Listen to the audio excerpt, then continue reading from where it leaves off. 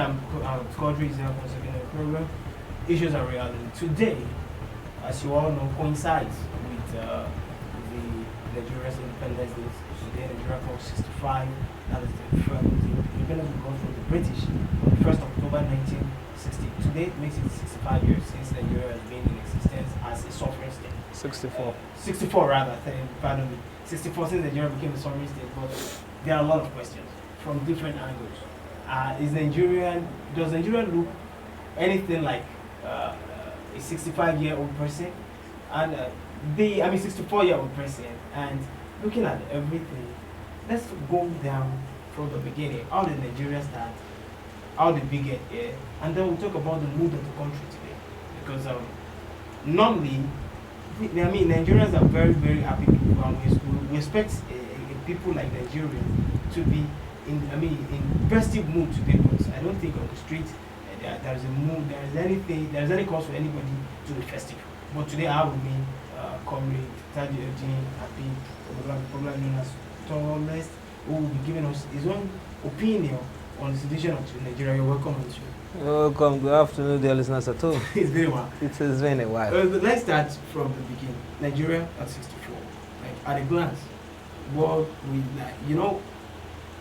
normally when we go into public analysis, majorly 50%, let me say up to 90% of the discussion will land on the present government. But I want you to cap everything together, the leaders, the leadership, the events and everything that shaped Nigeria till date. How would you describe Nigeria at 64? Nigeria at 64, like you've said, this is supposed to be a festive period for us. And of course, as a Nigerian, as a patriotic Nigerian, irrespective of the challenges that we are facing, we still have to understand that today provides us with an opportunity to reflect, retrospect, and look at exactly how far we've come, how far we've gone, and where are we supposed to be going forward.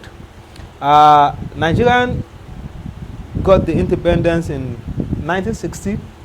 We were on track until some events came up and then changed the direction at which the development of the country goes from that spot. What are these issues? What are the events? How much have we reflected on these events?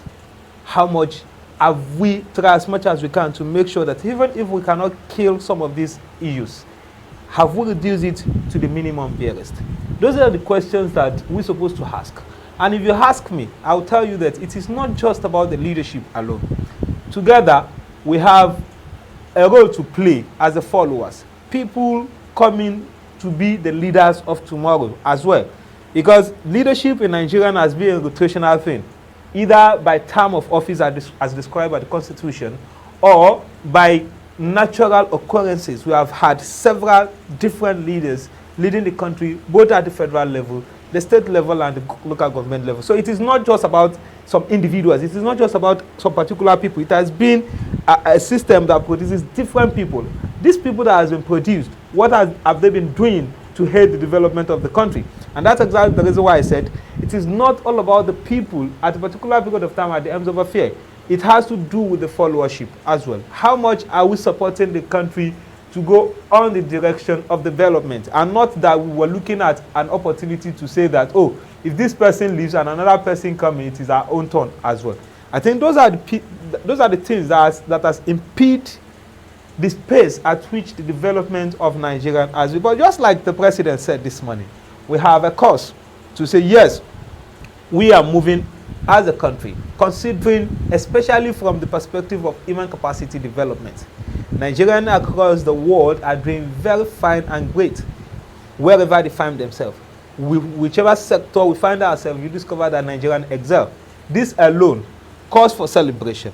But what about the country itself? What about the development of the country itself in terms of infrastructural development, technological innovation, and the lives of the people, the good life of the people? I mean, at this particular period of time, these days in the whole of the world, they are not measuring the economy of a particular country using the GDP again. They are looking at how good is the life of the people living in that country. So how good is the life of an average Nigerian? And that's exactly where the challenges are. And that's exactly where I think, as a country, as followers, as leaders, we're supposed to use this opportunity to reflect on the mood of the country, on the situation of the country, and think about where should we go from this point going forward. I like where you started from, but I want to say, you said that some people go to power through terms, some people go to power through other means, but the thing is this, one of the most popular Nigerian leaders is by General Ibrahim. He said that no military government will never get to power without the voice of the people. They first listen to the mood of the people to know whether it is time to usurp, and then there will not be an uproar. So which means sometimes it may not be by tongue, but one way or the other, people lend their voice. I'll remind you of something. When Sani Abacha usurped Ernest Shonekan as the president, the president that never was, Moshood yeah. He never said anything for a whole year. He never said a word, and everybody was out fighting for him. So one way or the other, though he kept mute, he was not saying his mind. But one way or the other, it looked as if he was like, okay, if I'm not getting it, Shonekan should not get it too. So I'm trying to say that whether through tongue or through voice, some people go to power by the declaration and the acceptance of the people. So people, well, I agree that as followers, we are complicit. But the thing is, whether we are complicit or not, everybody, it's natural for a human being to groan when they are feeling hot. But when we groan and somebody else comes and somebody goes as if we go from tripod to fire almost every time, what do you expect the citizenry to do? You see, the point is this. There can never be leadership without followership. Whether through the military coup or through the natural thumbing of ballot papers, there must be leadership. There cannot be any vacuum. And at every point in time, that's exactly where I'm going. At every point in time, human mood changes as the circumstances arises. So if that's the case, you do not expect that the followers, when they see something that is not palatable with them, will not go on. We have a situation currently in the country wherein the people find it very difficult to survive. They find it very difficult to eat. They find it difficult to send the children to a good school. They find it difficult taking care of their own health. I cannot count how many solicitations I saw on the media on a daily basis as it has to do with health. Okay, so if you have this situation, you tend to have the followers thinking about what are the leadership doing. And that's where you have the situation that you have just painted, where in the followers ask questions. But you see, irrespective of the challenges, as a country, as a people, the most important aspect of our life is to reflect on those challenges and see how we can have a way forward. And like I used to say, Nigerian solutions to Nigerian problem are not actually what we can import. Considering our own peculiarity, it is something that we have to sit down as a people and look, what are our peculiarities? What are those ideas that we can infer from those developed world? And how can we remodel some of these ideas to suit our own peculiarities to be able to provide solutions to some of our problems? But what we have seen so far is that both from the perspective of the leadership and the followership, we tend to focus on adopting a method that has worked somewhere without necessarily looking into the peculiarities of that place and our own peculiarity to correlate them.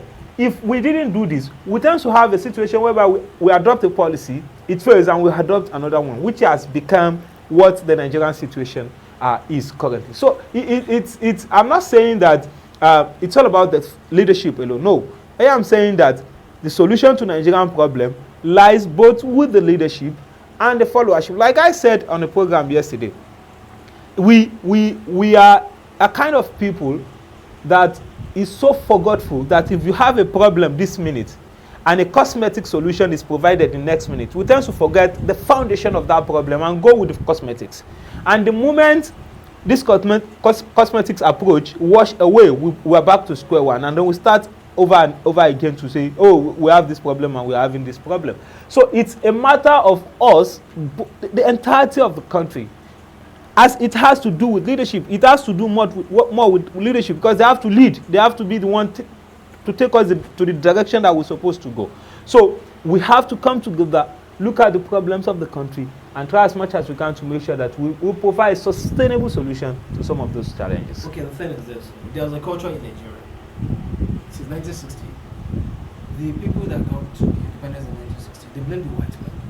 That the white men left the country in a very bad shape for them. And then to the coup of 1966, Cardinal Zebu's speech says that the people in government were not doing it right. Shagari, Babangida, Buhari, everybody has blamed the predecessors all the time. And you know that we have somebody with a very loud mouth. Obasanjo will always come out to say, I did better than all of you. But here is it. The culture of always blaming the predecessors has persisted. Even the current administration in Nigeria today is stylishly saying that the past government did not do well. Even more so that they took the power from their own party men. Yar'Adua said the same thing about the people he took power from. And Jonathan said the same thing about Obasanjo.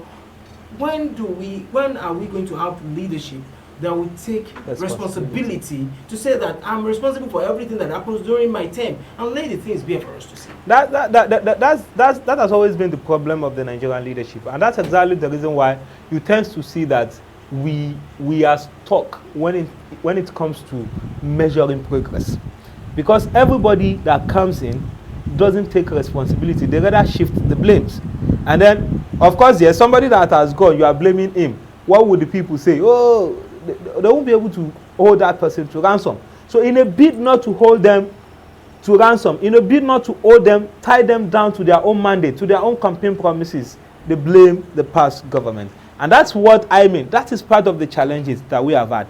And that majorly has to do with the way by which we select our leadership, the way by which we put leadership in place in the country. It has not been a function of competency. So to say, it has always been a function of political affiliation, religious affiliation, ethnicity. So, and that's exactly the reason why you see that, because leadership has definition. Leadership has a way by which people defines it across the world. And one of it is taking responsibility for whatever that comes. For goodness sake, nobody forced you to come and contest. You came out to say, oh, I want to lead you. So as a leader, you inherit both the liability and the assets. So when you are now telling me more about liability, that means there is something sinister about whatever mandate you are, whatever mindset you are bringing on board as a leader. So it has always been the issue, and that's exactly the reason why you see that each time we analyze the projects in Nigeria, I am always critical about the leadership selection process of the country. In a situation whereby people vote based on, he is my party man. A situation whereby people, in the last election, 2023 general election, it took a new turn. People were saying, oh, we are doing Muslim, we are doing Christian, this is a Muslim ticket. Somebody is campaigning in the church. And then people tilted their interest towards that direction. And then you have this leadership now, you are complaining. So it has not been based on the capacity of the people at the end of affair. It has always been based on the interest of the followers. And that's exactly what I am saying. I am saying that the followers has their own role to play. The leadership have their own role to play. We all must play our role the right way in a bid to get to the promised land. Let's talk about the little number of us, the minute number of us that we campaign for a system where the leaders come out to talk to the people. When I look at the campaign rallies in Nigeria, I see us as slaves shouting at the masters, because they stand on the big stage, we say, Lagbaja, say that, that's what we do. But in the United States, I'm not talking about them. I'm very sorry. But whether you like it or not, you must attend nothing less than 2 debates, where at night people will be in their homes to watch you live. Questions will be posed at you. You understand? But here, there's never been a president in this Nigeria that attended a debate. Even without debate, you see, one of the things that is very, very exciting about Nigeria is the fact that if you look at the people, especially at the federal level, people that has governed this country, you only have one people without precedence of leadership. Only one person without precedence of leadership. And that is Goodluck Ebele Jonathan. Every other person that has become the president of this country has been people who are who has, in one way or the other, governs the state, or probably a former president as well. You have the likes of Olusegun Obasanjo, a former governor, a president. You have Muhammadu Buhari, who is a former governor, former president, and then military president. You have Umar Musa Yar'Adua, who happens to be a two-term governor in Katsina State, and then the president. You have Tinubu today, a former governor of Lagos State. It means that their leadership, if properly studied, we know the kind of person they are. Exactly. So why do we elect them back? That's because, like I said, it was not based on precedence. It was not based on competency. It wasn't based on any leadership criteria. It was based on the fact that we know them, they are people, and we want them at that particular period of time, even though another party has a better aspirant. So that has been the situation. There is and repeat. And if you continue on this path, you tend to have people who does not have the capacity. For goodness sake, I used to say it. Leadership is not a joke. When you see people, even in Nigeria, if you see people practicing leadership the way it's supposed to be practiced, you don't see them living in affluence. You don't see them living so large. You don't see them looking so elegant when you see them. When people are actually working as a leader. You have an example in Raji Fashola. Raji Fashola came to be the governor of Lagos State as a young man, young chap, very, very smart. When he was leaving, he was gray hair. You have somebody like El-Rufai in Kaduna. So when you look at people that actually practice leadership, you understand that it's not a joke. It is unfortunate that in Nigeria, the criteria for leadership is that you have the money, you have the influence. It is not based on what kind of person are you, what is the precedence, what can you do, what have you done. And that's exactly where the problem lies. So, and who hates this? The followers. And that's exactly the reason why I said from the beginning that to be able to take Nigeria to where it's supposed to go, where it's supposed to be, the issue lies between firstly, with the followers. Electing the right leadership promises to take us further.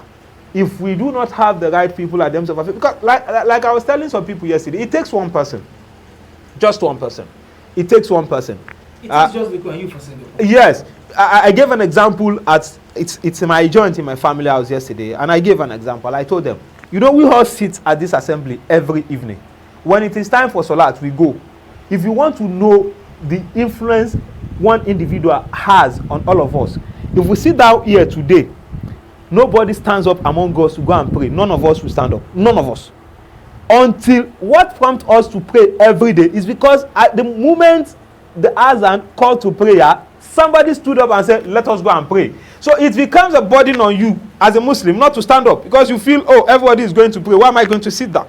So it takes just one person to have the right knowledge of what is supposed to be done and the sincerity of purpose and the will to do it to get Nigerian back on track. Okay, what would you prefer as a solution? Because currently today there are protests in some places in Lagos and Abuja. So people say, we believe that this country has to come down, then we have to rebuild it. There are different schools of thoughts about the solutions to our current problems. What do you think we will do to get the solution? Because one thing I want to say is one thing. You talk about the ballots. So people who voted in Kwara, the outcry out there. I will cut you short there. I do not believe that votes don't count. If you say that, I won't take it. Because there are precedents too. You see, there is a problem. People correlate issues without looking at the peculiarity and the precedents of. I understand. I just want to cut that. You see, we have a precedent in the country wherein a sitting president was ousted out of power through the ballot. There is no election that is bigger than that. If a sitting president in a country wherein the system gave power to an individual against the system, and you have a president ousted through the power, it means that anybody can be ousted out of power through the ballot. The problem, it's not about Jonathan. You have had a situation wherein a PDP state in Nigeria becomes an APC state. You have had a situation wherein an APC sitting governor lose an election to a PDP opposition. You have a situation in Osun. You have another situation in Ibadan. You have situation like that. So it means that the votes count.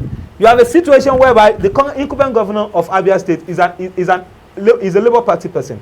That is outside the two major political persons. But you have Abga in Anambra. In Benue and Plateau, they both change parties. So it's not a case. If you are losing local government election to measure the general election in Nigeria, which is what matters, so to say, because you are going to be making a mistake. The mistake is that the precedent of the local government election in Nigeria has a pattern. The party in power ensures that they put their... Let's go into the solution. So the solution... Is it the pattern that should be maintained? It is not. And that's exactly the reason why some people are canvassing for the fact that the people that will be conducting the local government election shouldn't be the state government. He will place the pipeline, dictate the tunes. So the state governors provide the logistics for an election. And you know, the state governor in Nigeria, so to say, they are power drunk.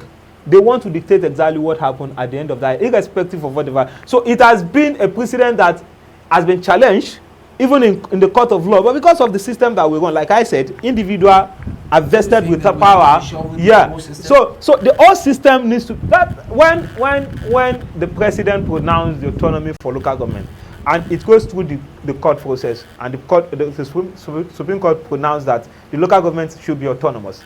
I told the people, some of the conversation on some of the groups that we have as mutual, I told them that's not even the solution. Exactly. That's not even the solution. The solution, So the solution should be looking at the constitution and ensure that truthfully these local governments are autonomous. Because there is a contradictory clause in the constitution that gave the state governor power over the local. Yeah. So that's what I'm saying. The first process is the first solution to Nigerian problem is to ensure that the followers understand where we are, so that they will know where we're supposed to go. And that can only be done through the process of enlightening them about the situation of Nigeria and the leadership selection process. If we get the followers to understand where Nigeria is, that's the problem I have with Egben Showore. That's the major problem I have with them. Because you have an idea. How many people have adopted this idea from you when you're talking about revolution? It's not going to work like that. If the majority are not understanding what you are saying, they are not going to follow you. You have to let them understand where you are, what you're saying, how you think things should be. When the followers understand this, they will be able to elect their own leaders the right way. And when you have the right leadership, you create an agenda for them. Firstly, the Nigerian system needs to be refined. It needs to give power to the system against an individual, so that the system will be guiding that individual on the path of growth. And that's exactly what we're seeing in the developed world. That's why it's difficult for any president to do and undo. If you do and undo, the laws are there to take you up. You have had a situation wherein a former president of one of the Asian countries was sentenced to death because the system is powerful than that individual, even though he is the president. So what we are saying in the essence is that these people are people, including me and you, have a long way to go by understanding exactly what the problems of Nigeria are and ensuring that we have the right people to direct the affairs of the country to exactly the parties. I think that's a very good question. I think we should ensure that we have the right people to follow the affairs of our nation. I think God bless Nigeria, and we hope that as just when we advise that whatever we want to do will be civil and legal, should be civil and legal. Make sure that whatever we do, we know that everybody wants to do things in the interest of the country, but it is better we do it the best way, the civil way, the legal way. If this country for us, we have nowhere to go. Wherever we go, we will be referred to as refugees. I don't think anybody wants their pictures out there to beg for money for refugees in Nigeria. So God bless Nigeria. My name is Abdulkadir once again. Have a lovely day. See you next week.